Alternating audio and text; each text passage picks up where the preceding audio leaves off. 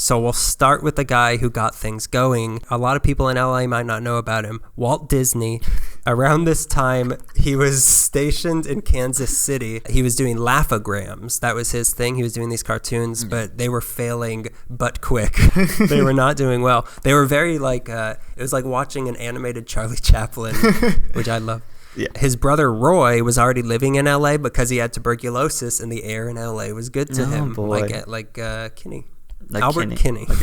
So after the laugh-o-grams officially failed, Roy convinced Walt to move to LA, which he did, I think, in 1922. Okay. When Walt came to LA, he was done with cartoons. So he came here. He wanted to be a studio film director. He didn't want to do cartoons at all. But he quickly realized that nobody wanted him. So he decided to just do cartoons again. So he was staying in his uncle's house at 4406 Kingswell Avenue in Los Feliz, and he was drawing cartoons in the garage. So he started making a little bit of money, so he and his brother moved their business. His brother was doing stuff with him. They moved it to 4651 Kingswell into a room in the back of a realty office, and they called themselves the Disney Brothers. Oh, cute. They were more than brothers. Let me tell you. They rented out an empty lot on the corner of Hollywood and Rodney Drive, which is right next to that big Goodwill that's there, and the Umami Burger is over there, where you saw Paul F. Tompkins. I saw Paul F. Tompkins. Also, in high school, I got my hoodie token. In high school, I got my hoodie taken from me. I got my hoodie token from me. By Roy Disney. Give me that. It doesn't matter. Yeah, Paul F. Tompkins gets the lead story, not me losing a hoodie at Goodwill. And they're like, oh, we never heard of a hoodie yet you left here. You sold my sweater. It's on the shelf. It's on the shelf. You got to buy it back for $3.50. No, it's a hot day. Well, so they used this area to film live action. These things that were live action and animated shorts, they were called the Alice comedies. So it was like a little girl. It was like kind of like vaguely Alice in Wonderland, where it was a real girl in a cartoon world. So they continued to grow even larger, and they moved their office next door to 4649 Kingswell. And then on July 6, 1925, they bought a plot of land at 2719 Hyperion Avenue, which is now a Gelson's, where I buy gross Is drinks. it the Gelson's? I knew it was in that square right there. It's the Gelson's. It's the Gelson's? That whole area, but the Gelson's was part of it. Okay. There wasn't a Gelson's there at the time. That's not why he chose it. I thought someone told me that was... Oh, no. That's where Gelson the Bunny came from. He opened that up to have a real studio, and they changed their name to Walt Disney Studio. I thought they called it Hyperion Avenue Studios. Or Hyperion Pictures. They probably called it both. I heard that, They had a what is it called today? They had a run from the feds, so they called it all kinds of things. Yeah, the wonderful world of Hyperion Avenue. So the area that this studio covered, it was growing and expanding all the time. Mm-hmm. All of the great early Disney stuff was made here. Snow White. Mm-hmm. The profits of Snow White actually allowed them on August 31st, 1938, to purchase the plot of land at 500 South Buena Vista Street in Burbank, where they officially made their home in 1940, and they're still there today. Yeah, which is why for a while it was called Buena Vista Pictures. It was called that. Was it really? Yeah. God, if you watch old cartoons, it'll like Buena Vista was a thing, and when I get off the freeway, I'm like the cartoons. Yeah, Greg, you're a smart kid. You saw one thing and you saw it somewhere else, and you related the two. But this time I was right. A quick note on Snow White. Yes. It took 3 years to make it, and it was the first feature cartoon to have both color and synchronized sound. Okay. So people were skeptical of it. It was referred to as Disney's folly. I feel like there's a lot of follies. We talk somebody's folly. Like this is our folly. This is our folly, this clearly. Podcast. Yeah. It was so much so looked down upon that even Disney's wife would put him down for making it. Wow. And then it was released and became the most financially successful movie ever made at that point. It made 4 times the amount of like the most popular movie that year. Was it 37? 37. So what would that have been? Lord of the Rings, I think. Dude, Where's My Car? I'm pretty sure. But he was doing, 28 is when he did Steamboat Willie. That was like the first time animation and sound were synchronized. Yeah, and I'll get to that. Oh, you're gonna go backtrack. I'm going back. There's going to be a lot of backtracking because this is a really complicated, like the web of like what branched off from what. Yeah. It's really, I think what we have here is like the most cohesive history of the animation studios ever. You can quote me on that. I'm following along. It's hard to follow because studios change hands, and you're also following animators and studios and their products. It's confusing. You know, I think Hollywood's a pretty crazy town. But this just confirmed it. During Snow White, he had promised the animators that he was going to pay bonuses upon completion of Snow White, and there's going to be pay raises and all this stuff. He made a lot of promises because he wanted to get it done. It took, like you said, 3 years to get it done, and it paid off. Like I said, 4 times the amount of the the most successful movie, quickly followed by laying everybody off.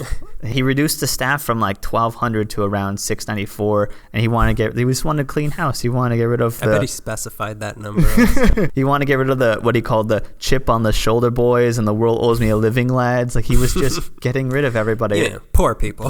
Poor people.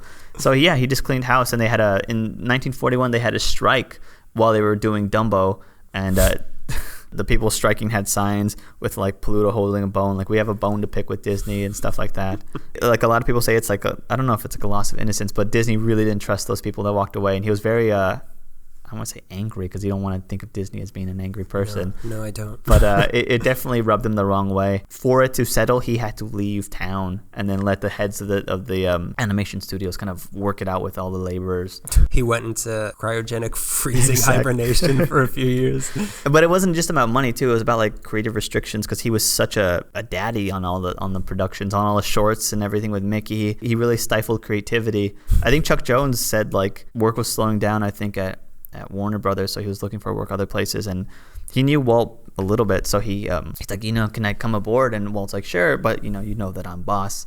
So what Chuck Jones said was, sign this document saying that you know that I'm your daddy. Chuck would say like, I'd put my best foot forward, but most of us were just waiting. We're waiting for Walt to give us approval. So, he decided he didn't want to be there, and Walt's like, well, I'll give you, what position do you want? He's like, well, I want your position. And then Walt said, well, it's filled. So Chuck Jones went back to Warner Brothers. How does this sound? Chuck Jones Studios. Mickey Mouse by Chuck Jones. The Wonderful World of Chuck Jones. It really split the animation world, and from that Disney strike came the guys who created UPA, and like they from there really created like the modern cartoon styling, where they took like shorthand of cartooning, like comic strip cartooning. They called it limited animation because it was almost the opposite of what Disney was doing, where this big lavish storytelling thing. Here's a bunch of guys that just wanted to do cartooning, quick, brief graphic arts succinctly as possible. Let's go back to Snow White. So there were 7 dwarfs. Dopey, sleepy, angry, dopey. And Mickey. Mickey the dwarf. When they moved to their new place in Burbank, Burbank Studios, most of the Hyperion buildings were demolished, but there were a few that were transported to the new studio that are still on the lot. So now we're going to talk about the actual cartoons that they did. His cartoons, if you compare it to everything else, are the most movie-like. Yeah. Meaning they're sentimental and boring. I can't stand them. Yeah, they're the best. So Disney was doing these Alice comedies, and they were doing fine. Yeah. But in 1927, Universal contracted them. They contracted Disney. Poor. So they wanted them to create a 26 cartoon series for them. And what Walt and one of his animators, Ub Iwerks, or Ub? I think it's Ub. The boob. They came up with the character Oswald the Lucky Rabbit. He's very adorable. Yeah, he is cute. So they purposely made him a rabbit, not a cat, because pretty much every other cartoon in this time was a cat. Yeah. And for a while, like everything was a cat. So people have always been obsessed with cats. Oswald made his debut in Poor Papa. And after getting a redesign for the next short, he became a success. So then the next year, Disney wanted to renegotiate their contract to get more money because Oswald was becoming really popular. But Universal said no, and Disney found out that they and not he owned the rights to Oswald. So he said, I'm done. And he stopped doing production on Oswald. So then Universal, they took Oswald, and in addition, they took a lot of the animators that were working for Disney, and they kept him going. But Disney decided to hedge his bets on a new character he had just come up with, Mickey Mouse. So he made a couple Mickeys, and as he was doing so, sound movies came out. So he decided to make his third Mickey with synchronized sounds, and like you said, on November 18th, 1928, Steamboat Willie came out, and it became the first successful sound cartoon. It is a lot of fun, Steamboat Willie. It is fun. Yeah. The little toots. Like, see that little patootie of his waggling around? He's shaking it up and down. The steamboat's moving because he's moving his hands because he's lines on paper. Yeah. Whoa. A mouse on paper? Smash it. A mouse running a boat? I do not think Where'd he so. get his license? Steamboat Willie, it was not the first sound cartoon. A lot of people think it is. It's just the first one that was done well. Okay. So this date, November 18th, 1928, it's agreed on as the start of the golden age of animation, which lasted until the early 60s. Before 1928, less than 23% of theaters would show cartoons before their feature movie, and after this, pretty much all of them did. Okay. So Disney hedged all his bets on the advent of synchronized sound, and he started his Silly Symphonies series on May 10th, 1929 with Skeleton Dance. Skeleton Dance is good. Still probably the darkest, the most morbid thing Disney has ever done. Yeah, it's kind of out there. It's so much fun though, but it's a lot of fun. If you're paying enough attention, you're like, oh, this is kind of mean. Scary. Yeah. They started scary, and then Disney got too scared. So you couldn't do it anymore. Let's be cute.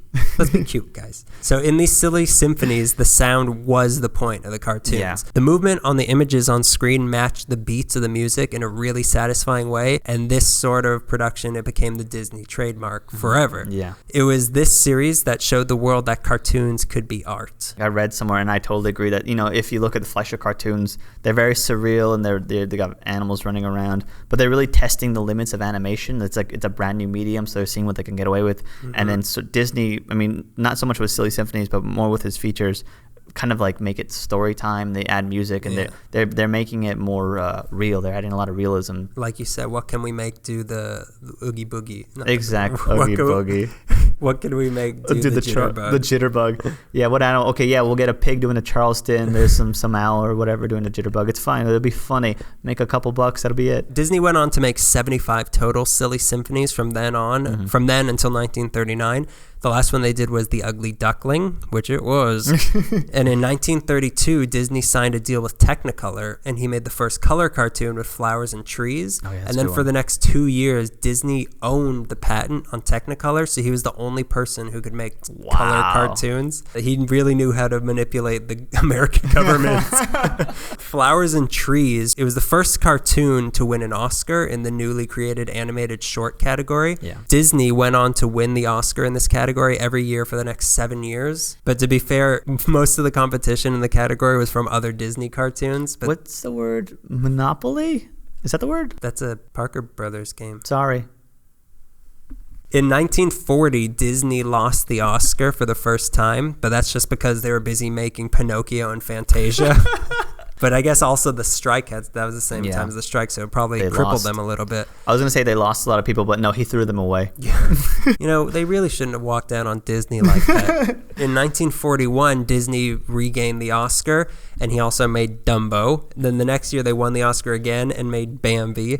Around this time, Disney's stranglehold started to loosen up because it was World War II, and 94% of his studio was tied up making propaganda and training and public health films. There's a lot of that, yeah. The studios that stepped in to fill the void at this time were Warner Brothers, MGM, and UPA. Cartoons, they proved to be an extremely effective propaganda tool. The first cartoon used as propaganda was The Sinking of the Lusitania, an amazing moving pen picture. It was in 1918 by Winsor McKay again. Yeah. But the World War II cartoons that were being put out, they were really racist. Yeah. And they were really politically charged. I'm sure it caused a lot of horrible behavior in kids, just pushing their Chinese neighbors in front of trains. They also, grew up and fought in the Vietnam War. Yeah. Let's not forget that. It certainly showed. Look at the end of Full Metal Jacket, though. They're all singing the Mickey Mouse song. You're absolutely right. There was a lot of, Chuck Jones. I think what happened, it was called Fort Western. I talk a lot about Chuck Jones, but I love Chuck Jones. He did him and Dr. Seuss and Ted Geisel, one of his best buddies. So weird. He had the best, Ray Bradbury and Dr. Seuss were his best friends. It's so neat. You say he has the best friends? I think I have the best friend. It's not me, though, is it? Who? They were making Private Snafu. I guess Chuck Jones got drafted, and when you're an animator, you get drafted. They sent him to a place called Fort Western, which was Sunset and Western, and you just went and you did propaganda film. You dress up in uniform and go do this. And I think Dr. Seuss didn't get drafted because he was much older than he was, but he was just very patriotic. He was a good old American boy. So they made those Private Snafu cartoons that we were watching. And it was cartoons for young men who needed to know who are about to die for their country. And they had stuff like how to avoid booby traps and how to keep your mouth shut. Yeah, and then the guys from UPA after the strike got work with something called let me look this up real quick because I wrote it down. F.W. Murnau, the director of Nosferatu. Yeah, that's the one I'm talking about. First motion picture unit, FMPU, and they just did propaganda films, and that's really where they cut their teeth, learning new graphic art styles and basically doing propaganda and training films for soldiers. I saw one thing that was a public health one, you don't want to get mosquitoes, do you? Then spray cyanide all over the ponds in your neighborhood. And it had a thing of, I think it was Donald Duck or Dap, I don't know, it was a duck. spraying things. It was Howard the Duck. You watch a lot of Donald Duck, like Donald gets drafted. There's a lot of bugs shooting everybody, like Hitler, and Daffy Duck fights everybody. Like there was a lot of propaganda at the time, and a lot of send your scraps here and there. Yeah, to my dinner dish. But speaking of that, in 1944, I mean, it was really effective. In 1944, a cartoon called Hellbent for Election.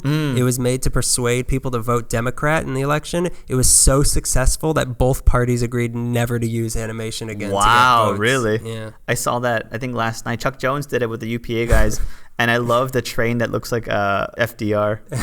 Is it FDR? It is FDR. I didn't see it. It's ridiculous. I didn't watch any of this. The FDR train, which is a still train that's moving really fast, is called Win the War Special. And the other one that's going really slow is called the 1929 Defeatist Limited. And the whole point of it is like one of these trains is going to Washington, but it's only one track. You should have seen the train cartoons going on in Germany at the time. Autobahn the ostrich. I don't know.